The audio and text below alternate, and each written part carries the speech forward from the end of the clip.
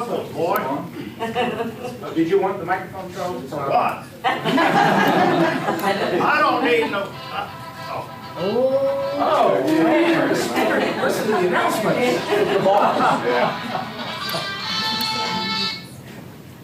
I got it. Yeah, I'm here.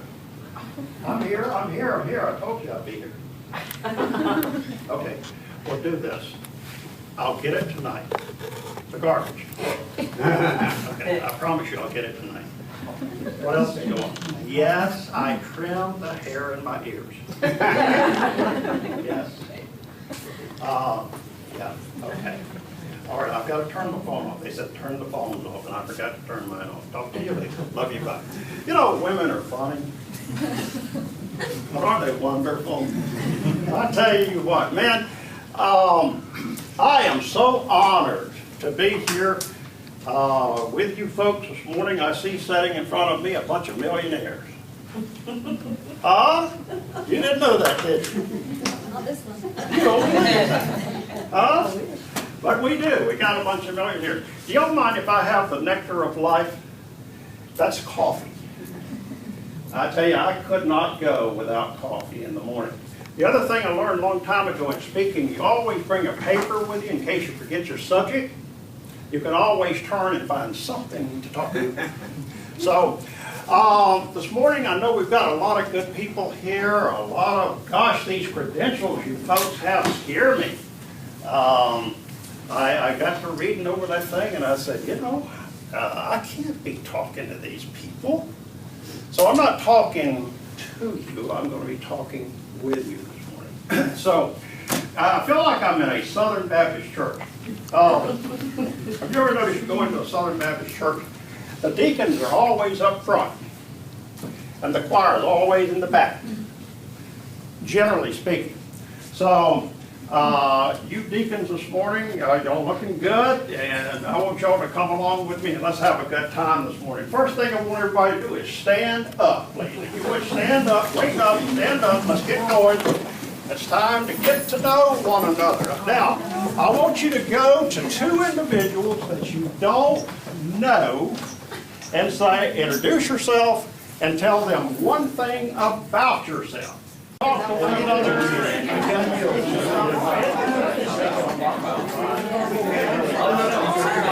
Tell me this, and I'm not going to remember her name. What is your name? Jennifer. Jennifer, what did you learn about the person you talked to? I learned one that she's in medical coding. Okay. School over in Chipley. Okay. You remember her name? I think Patricia, maybe? Is that it? Is that right, Patricia? If you're in the back there? Maybe not. No, Patricia. Okay, no problem. No. I'm not good with names. No, you're doing good. Okay. Sweetheart, who did you talk to? That Now, what did you learn about him? guy. He travels from Florida, or in 3 states: Florida, Georgia, and North Carolina. He looks tired, doesn't he? Yeah. All right. Man, if I traveled 3 states, I would be tired. Now, I understand y'all are students, is that right? Yes, sir. And you're studying to be what? Medical coder, okay? Now, what is that? They just started Monday.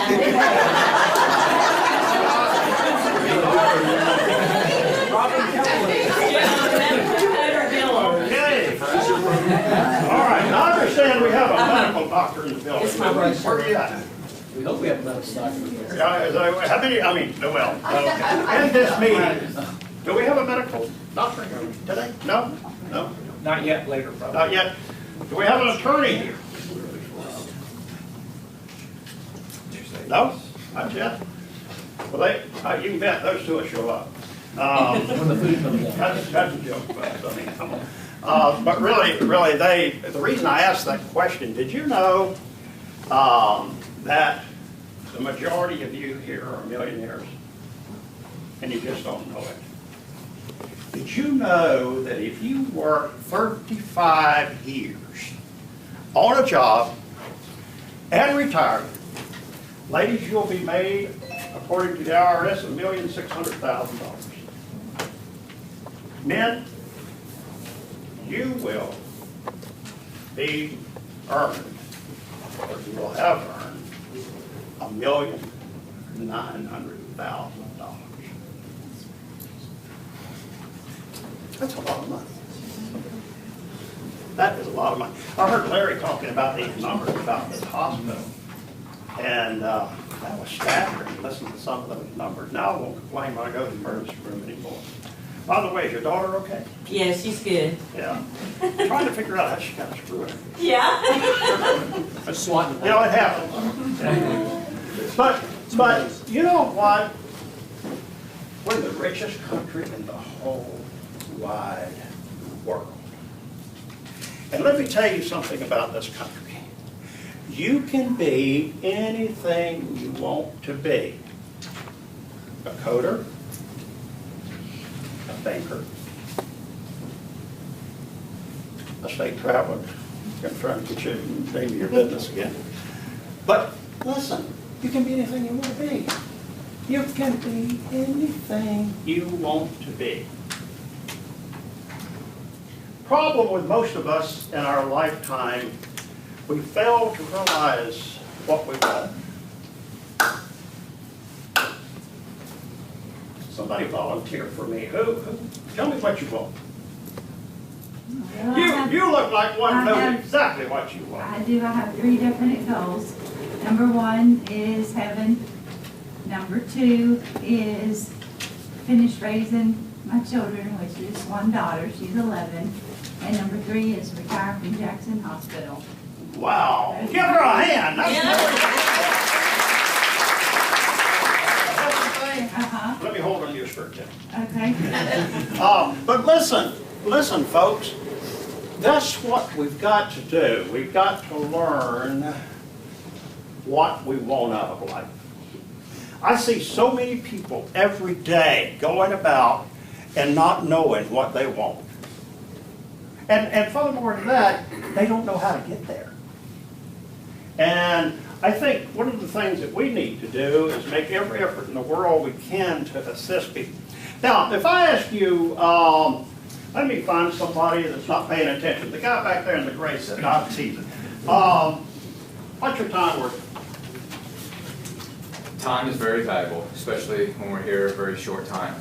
Yeah. Yeah. And you try to do a nice balance between work and family and social community.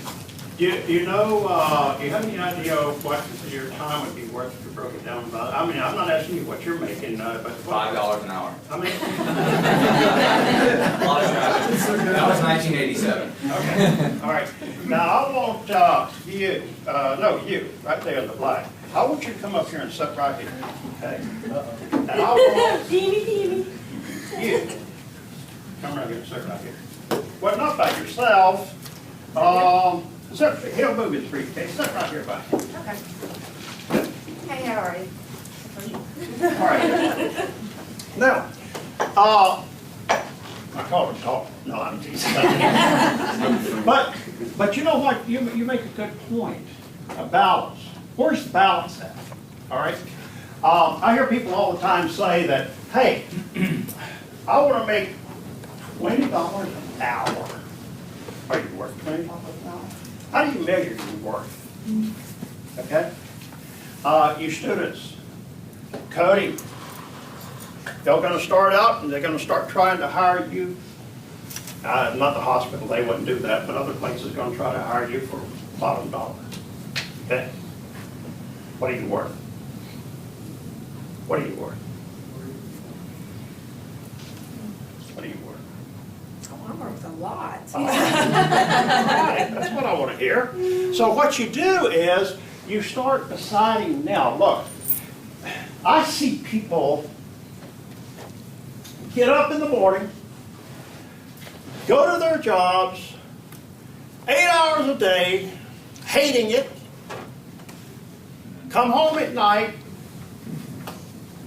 fuss at their whatever, and go to bed and get up and do the same thing over and over and over and over. And you know what? The average woman's going to live to be about, I think, around the life expectancy. Where's Larry at? He's out of here, but anyhow, I think the average life expectancy of a woman is around 81 years now. Men, we're still on the tail end of this thing. 78, I believe, is good. And you do this for 40 years? That's real life, folks. That is real life. When you get up and go in the morning, you want to go to something that you enjoy, that you like to do. How many managers do we have in here? 1, 2, 3, 4? What's your biggest task in employing people? Get them to behave like adults. Good point. Good point. Very good point. All right. Well, I won't ask you to elaborate on it, but who else had their hand up? All right. You're a manager? Yes. Okay. How many do you have on your staff? 5, and then I have satellite area too. That Okay. So what's your biggest task? To make sure that they understand the duties and that they are happy with what they're doing. All right. How do they know what they're supposed to do? Because I direct them. and You tell sit them- with them? No, not all the time, but they know from the minute that I've trained them, they know what to do after that. So you sit with them initially, eyeball to eyeball, Mhm. and then a bunch of emails in between? Yep. And when No, they need me, they now you're tell on me. my side. Okay. All right, who else raised their hand? Yes, sir. I've got distributed staff, Uh-huh. so it's a real chore to, to get them all working together, especially with limited resources. Yes, sir. So Makes it difficult, doesn't it? it is, they're in different places. Okay. So can you ever get a team concept? Slowly. Slowly. I'm relatively new to my position, and the split to, to these other locations has just recently happened, so I'm trying to reconstitute a team. I've got 26 in Pensacola, 20 in Chicago, 20 in India. Wow. So I'm trying to get them to all know how American hospital reimbursement works. See this hair, this gray hair? You will have some. Yours is gonna be that way, I'm afraid. Wow, India, of all places. Communication is the big problem in America today. I'm gonna tell you the story. We were invited to a friend's house the other evening to have dinner. Sweetheart of a girl, oh, she's a sweetheart. She makes the best meatloaf. And my wife and I arrived, and we got inside, and I didn't smell no meatloaf. And I said, hey, I thought I smelled meatloaf when I came in. And she said, I forgot to turn the oven on. And the reason she did, folks,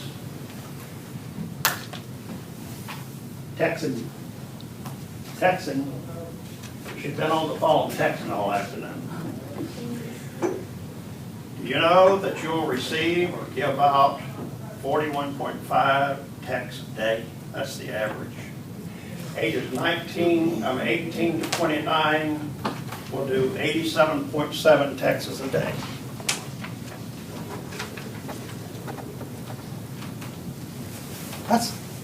That's a lot.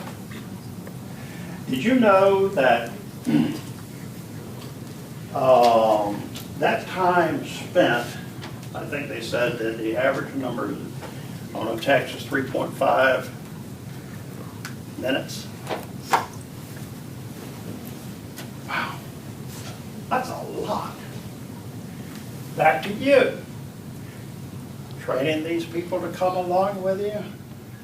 Hey, I saw a guy weed eating the other day. Talking on the phone, weed eating. This thing is killing us.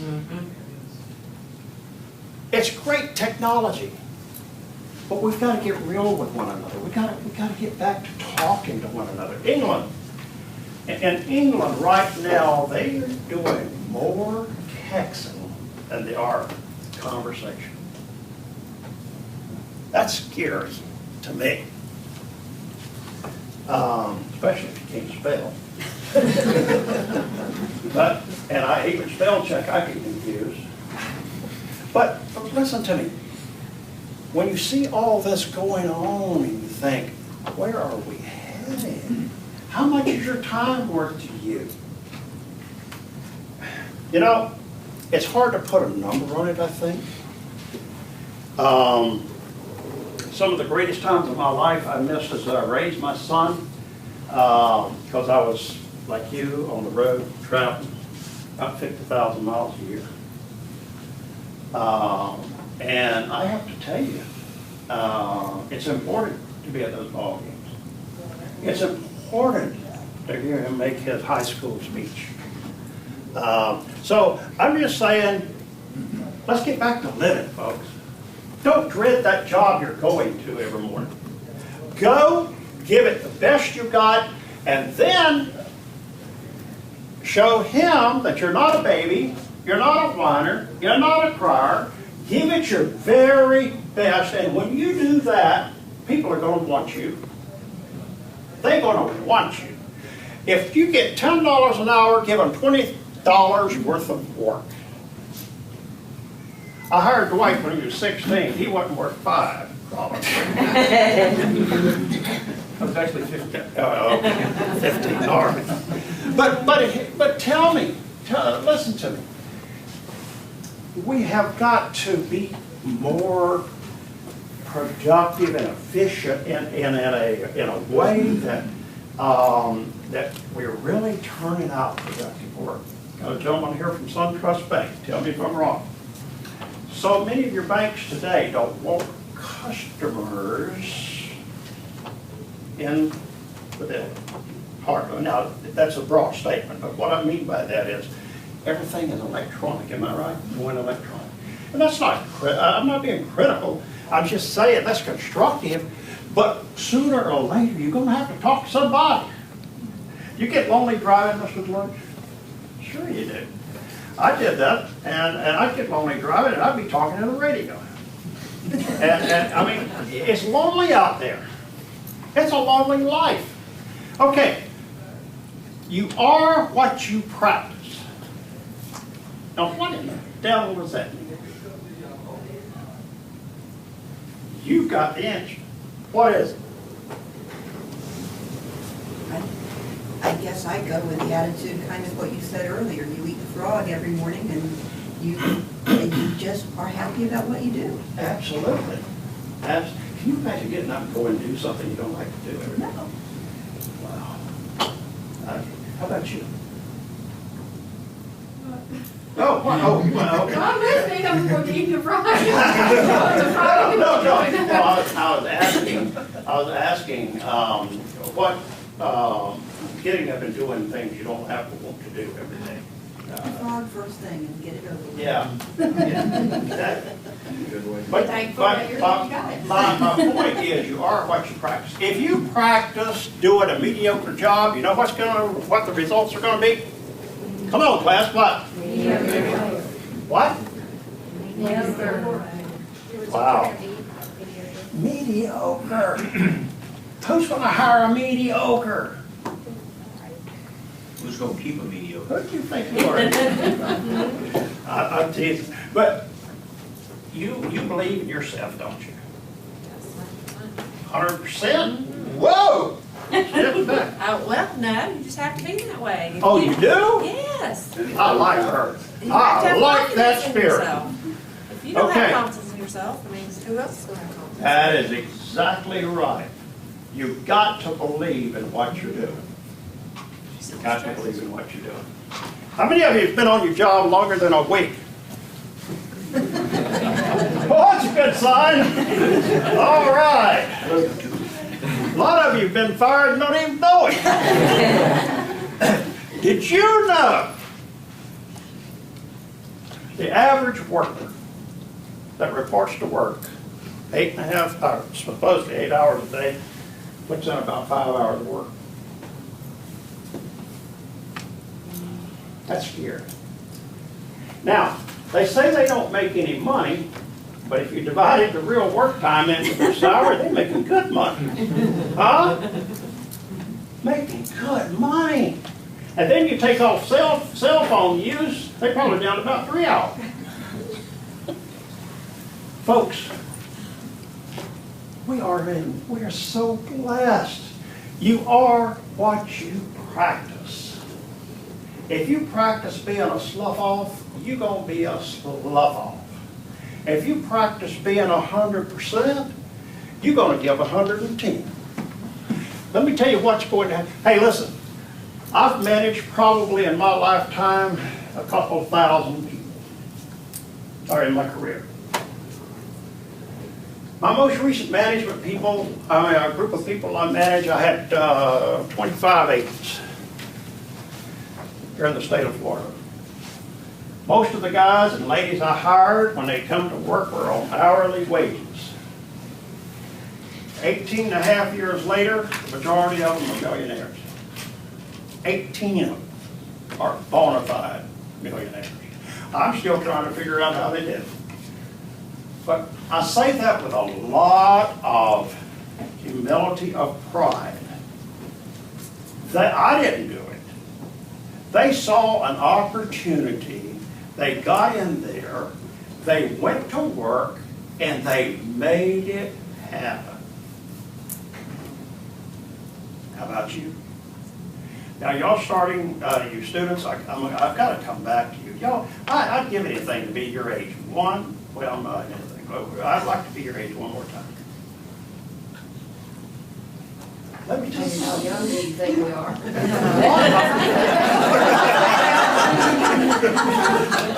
Well, you preserve yourself well. But my point being, class, is that we have such an opportunity. Such an opportunity. I just got back in, not before last, from Europe. And I'll never complain about gas prices again, I don't think. $8.50 for a gallon of gas. $8.50. And I was fussing when it was $2.50. My wife and I the other evening, my wife is from the north and she likes cold weather. She likes, how are y'all from the north? Let me see your hand. One? Oh, Chris is too. North of the Mason's excellent. Anyhow, my wife the other night, over in Europe, you don't get much ice. Everywhere we went, you had to beg for ice. So we're sitting in the room the other night, and they brought me, she wanted some ice. I said, okay, ice. She wanted some water. I called down for room service. They brought us up a bucket of ice, a bottle of, how do you say it, Yvonne or Yvonne water. Okay. I signed the tab. I looked down and I'd like to have had a heart attack. 33 euros. You know what that is in American dollars? About 44 bucks. I told her, if you let that ice melt,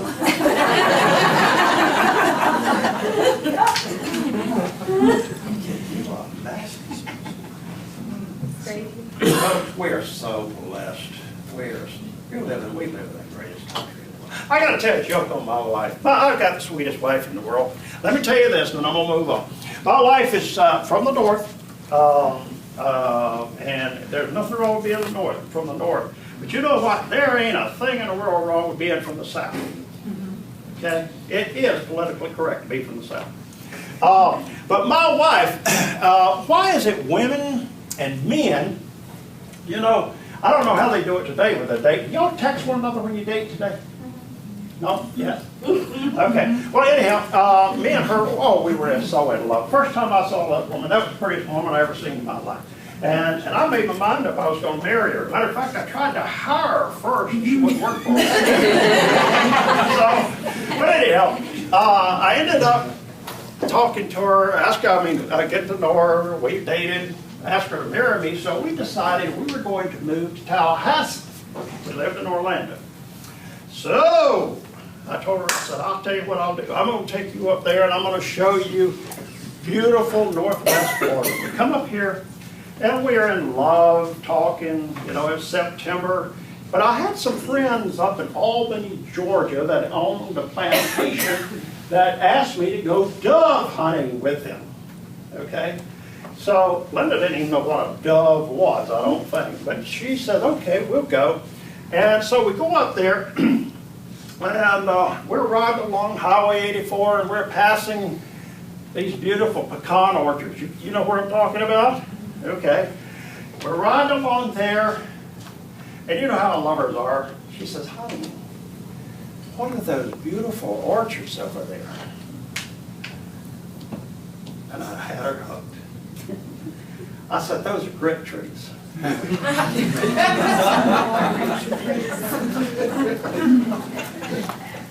got real white, and she says, what?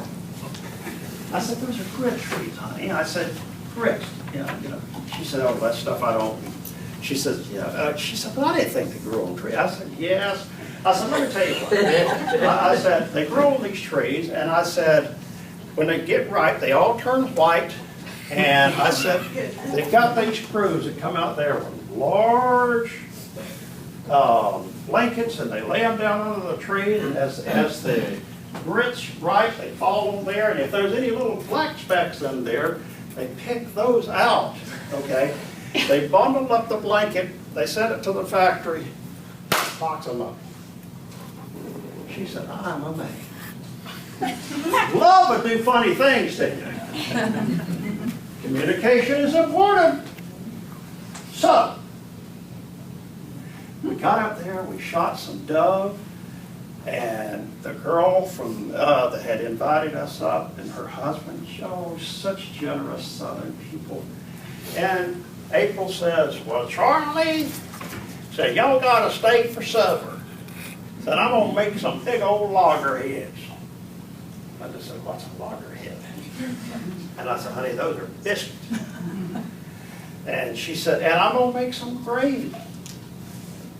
Okay, so about 12 of us sitting around the table, we're sitting there that evening eating. Things got a little quiet. My wife is normally a little bashful. Things got quiet, and Linda says, well, so I saw my first grit tree today. April wore glasses, had them down on her nose like this gentleman's got his. And she had the fork almost to her mouth, and she looked up over the top of her glasses, and she said, you did what? She said, I saw my first grit tree today. And April says, the hell you did.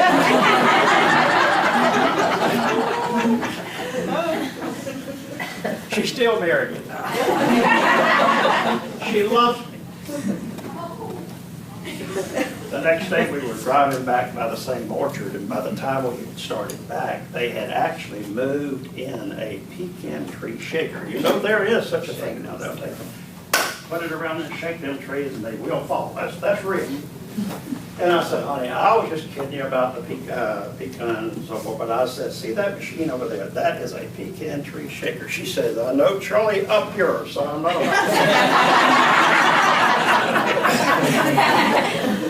Communication, it's everything. How much time I got, Dwight? 30 minutes left. 30 minutes left. Somebody talk to me. No, I'm kidding. But you know what? You are what you practice. Now, what do I mean by that, young lady?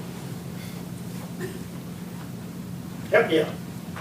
What do you think I mean by that? Are you sure? Okay, I'm not trying to put you on the spot.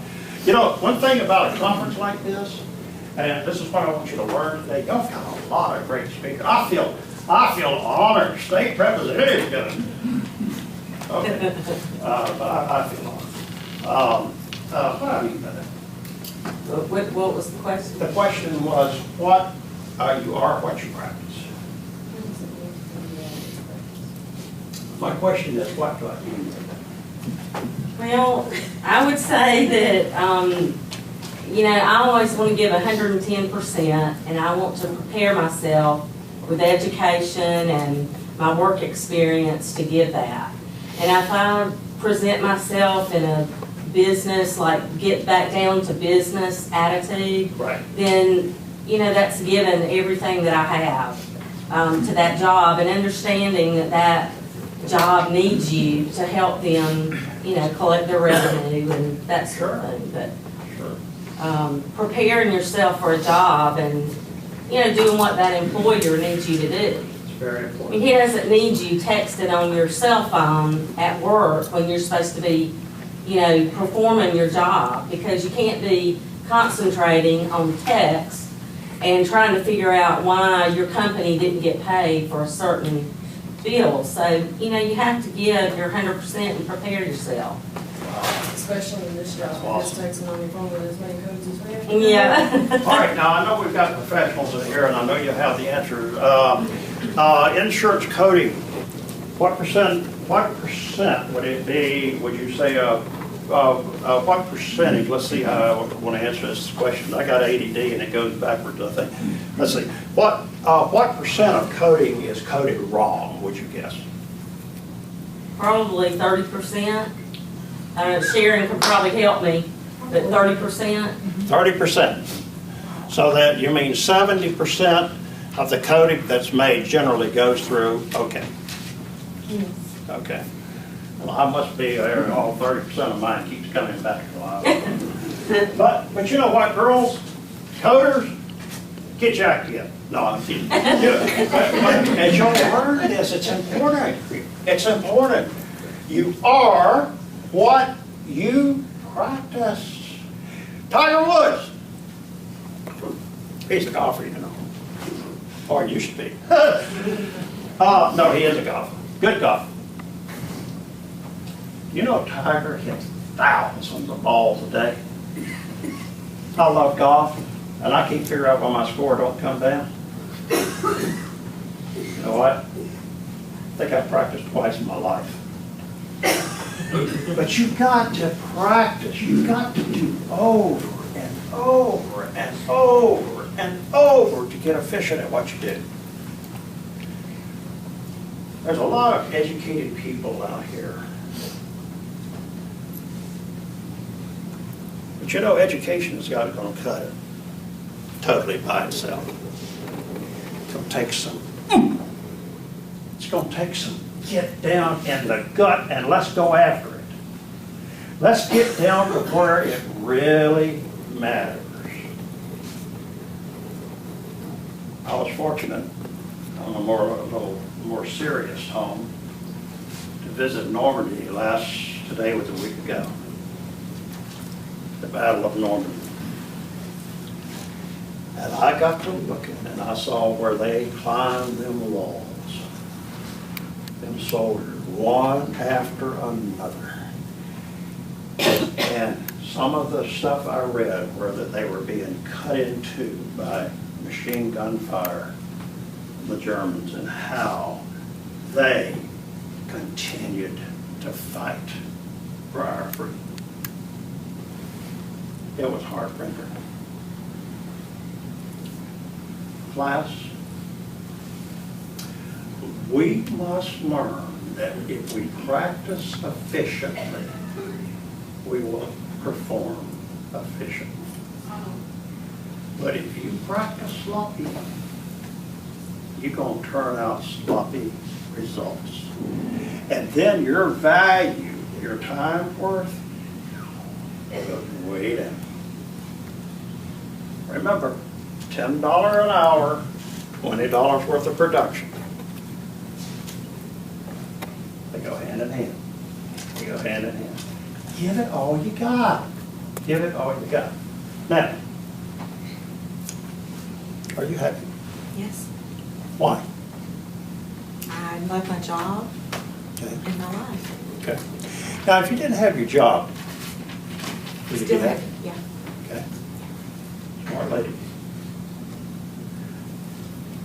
30-year career men sitting here. How many you got? 35. 35 career. You didn't have a job tomorrow, would you? I sleep late. I like that. Or about one day. Let me tell you. So many people build their whole life totally around the job. What did you say, balance? Balance. I wish I could tell you I've always done that, but I'd be lying. I'm beginning to learn, the little more mature I'm getting, that there is balance in life, and you have to find it. You have to find it. And sometimes, you know, it's all up there.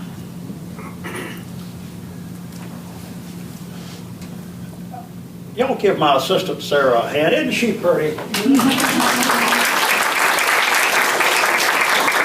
Sarah, would you hand out everybody one of those index cards? While Sarah's handing you out this index card,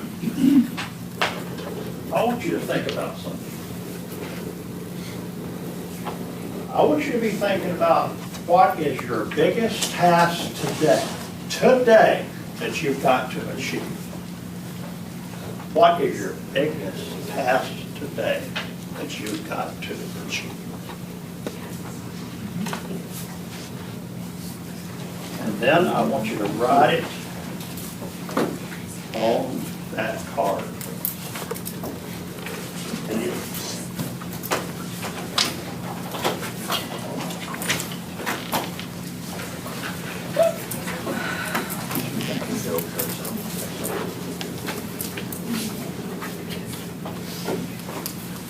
The biggest task to complete on this date, or the biggest task today that you need to accomplish in general? today. I gotta learn to answer questions better, don't I? Huh? All right. Today, what is it you need to accomplish, or what is your greatest task to achieve today?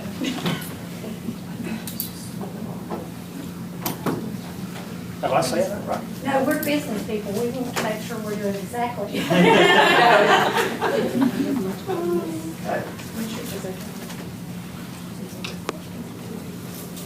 Now, at the top of your card, after you write that down, put to do. To do. Please. Then I want you to flip the card over. And at the top of the card, I want you to write down the word accomplishments.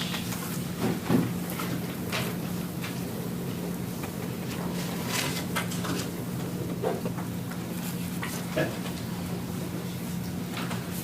This is something I learned a few years back. I used to try to keep notes in my iPhone. Man, I was technically wired. At one time, I carried 2 iPhones. Thought I was performing. And all I was doing is kidding myself. Now, on the side of where something you need to accomplish today, who wants to volunteer and tell me what you wrote down? Somebody volunteer for me, please. Okay. To learn something new that will be of value to me. To learn something new that'll be of value to you. Okay, anybody else? Yes? To learn as much as I can from the seminar. As much. Fantastic. Okay, somebody else. You aren't you old boys? Come on now. Girls always answer the question. I won't pick on you because you picked on me. What? Receive and get new contract executed. Okay. That sounds like you're on commission. Yes, sir. Okay. How did I know? I worked on commissions all my life. Okay. Now, there's something about those 2 words, to do. To do. I don't like to do nothing. People say, to do. My mother used to say to me, you need to do so-and-so. And I was just, that kind, I was just automatically rebellious. Okay? A few years back, a friend of mine showed me the trick. Flip your card over. Accomplishments. Doesn't that sound better? Doesn't accomplishments sound better? And then he said, now number them. By the way, I go to sleep at night, and this is in my pajama box. Whoop, that is blank. Got another one here somewhere. But I've got an accomplishment sheet, and I've got these things dated back for years.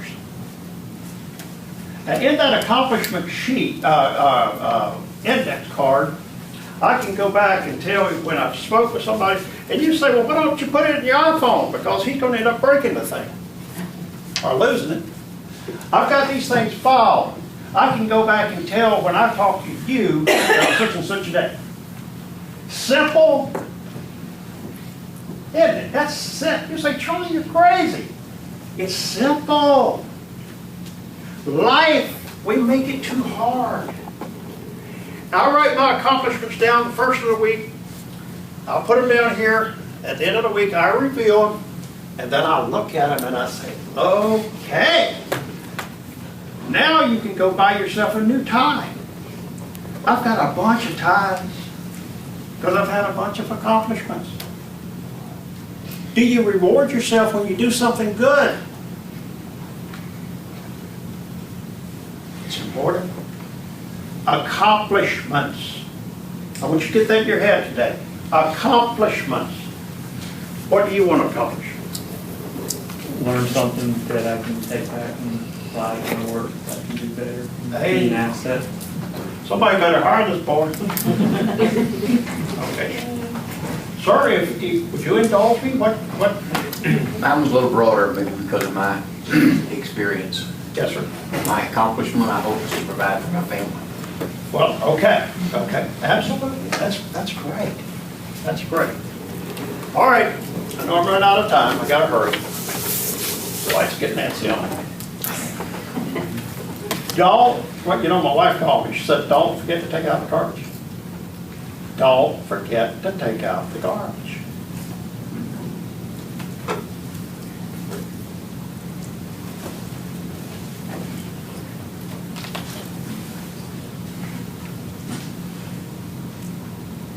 How much of your day do you spend around negative people? Too much. A lot. Or used to, I don't know, but. Well, when you're in the hospital, it's hard. Have you ever heard a positive weather report? Not lately.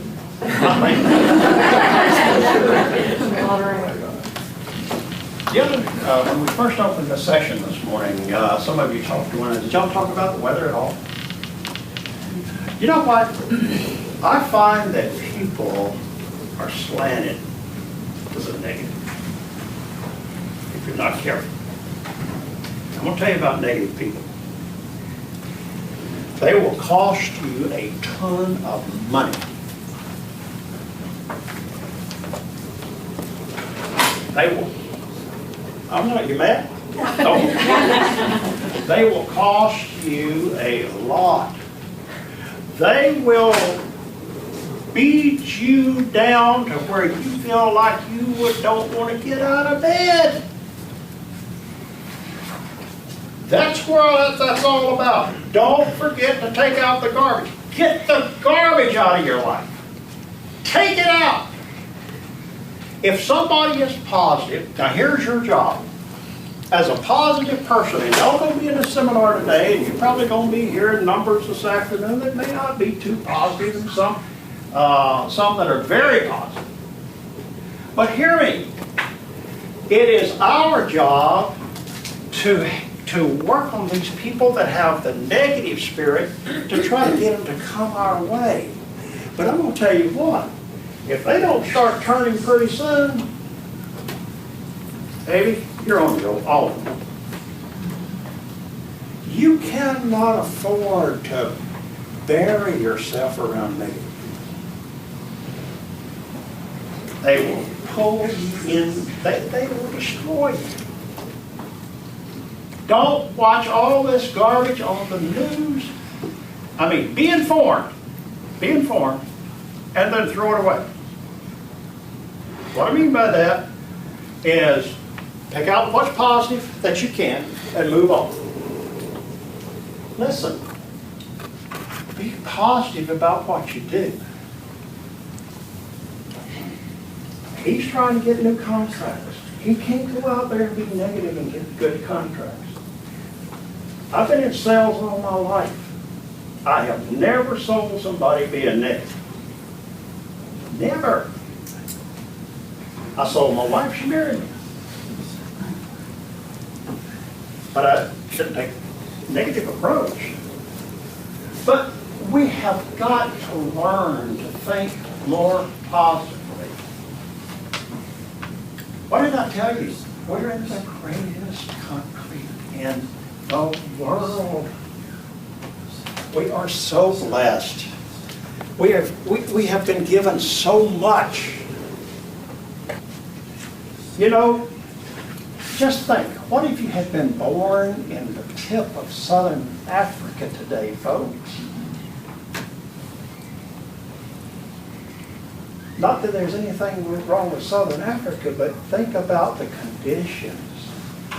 You hear what I'm saying? I see some wonderful people. You know, I love every one of y'all. And I'm going to go home and tell my wife, I told some women today I love them. But you know I love every one of y'all. Do you know why? I respect y'all. You can't love something that you don't respect. I love you because y'all are the kind of people that get up, put on your boots in the morning and say, let's go ride and let's make it happen. Don't forget to take out the garbage. Stay away from negative people. When you start coding and she says, hey, man, say, get out of my face.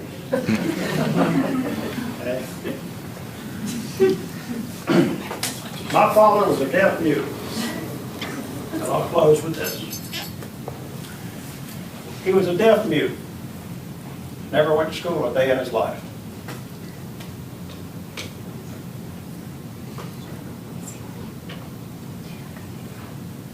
By the way, he died in Jackson Hospital. What got to do with that job?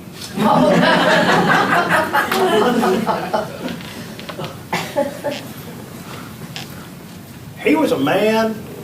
He was a self-made man. My dad never made more than probably $55 a week.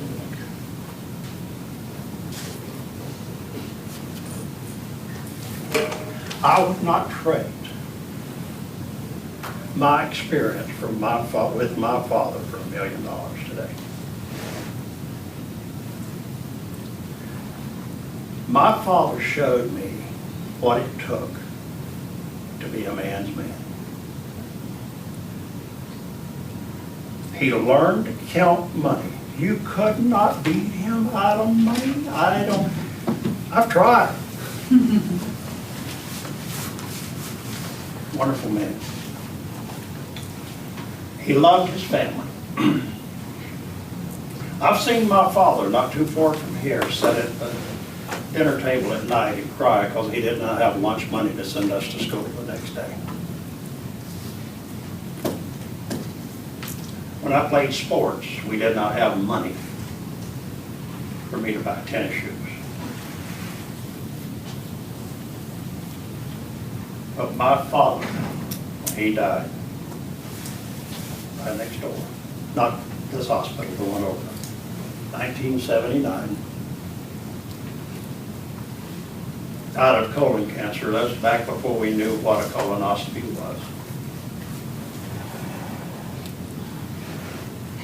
He died not owing a soul, a dime on the face of the earth. Money in the bank. Raised 3 kids, put us through school. Built a 7-bedroom, 4-bath, 3 living rooms, 2 kitchen home by hand at night. himself.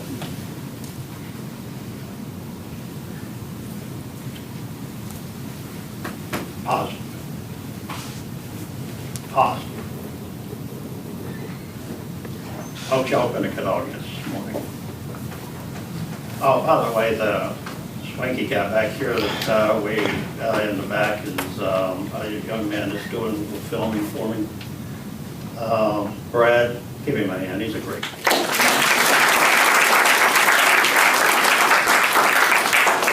Thank y'all for allowing me to talk. Appreciate you, sir. Thank you.